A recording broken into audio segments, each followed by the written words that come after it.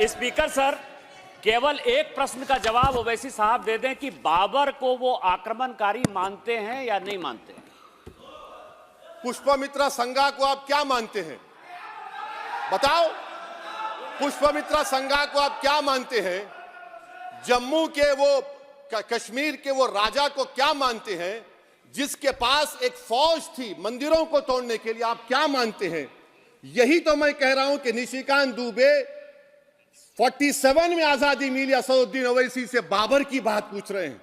तुम गांधी की बात पूछते, तुम बोस की बात पूछते, तुम जलियांवाला बाग की बात पूछते, तुम काला पानी में जो मुसलमान शहीद हो गए उनकी बात पूछते, मगर बाबर की बात पूछी जाती है। तो सर, मैं आपको बता रहा था, खामखा डिस्टर्ब किए सर, मुझे मेरा वक्त ले लिए निशिकांत दुबे। सर, मैं आपसे कह रहा था, मोदी हुकूमत ये पैगाम दे रही है भारत के मुसलमानों को कि जान बचाना है या इंसाफ चाहते हो। मैं कह रहा हूं, मैं भीख नहीं मांगूंगा, मैं इस नंगी तासुब को कबूल नहीं करूंगा, मैं दूसरे दर्जे के शहरी के मौक़िफ़ को कबूल नहीं करूंगा, मैं अपनी शनाख्त को नहीं मिटने दूंगा। अब मैं झूठी और दिल फरेब बातों पर हरगिज भरोसा नहीं करूंगा। मैं वो काम नहीं करूंगा जो बीजेपी और नाम निहाद सेकुलर पार्टियां चाहती हैं। मैं वो काम करूंगा जो आपको पसंद नहीं है, संविधान के दायरे में रहकर। सर, कंक्लूजन में मैं आपको बताना चाहता हूं कि आज इस देश को किसकी जरूरत है? इस देश को अयोध्या में, तारीख शायद नहीं पढ़ते होंगे, मौलाना अमीर अली कौन थे? पुजारी बाबा रामचरण दास कौन थे? अयोध्या के पुजारी थे। दोनों ने मिलकर अंग्रेजों के खिलाफ जंग लड़ी थी और दोनों ने, अंग्रेजों ने इनको गिरफ्तार किया और एक पेड़ पर मौलाना अमीर अली को और पुजारी रामचरण दास को फांसी दे दी गई। देश को इनकी जरूरत है। देश को शंभू प्रसाद, अचन खां, ये राजा देवी बख्श सिंह के फौज में थे, अंग्रेजों से मुकाबला किया, मुसलमान की लाश को जला दिया गया और शंभू प्रसाद को दफना दिया गया। इस देश को यह जरूरत है, देश को बाबा मोदी की जरूरत नहीं है।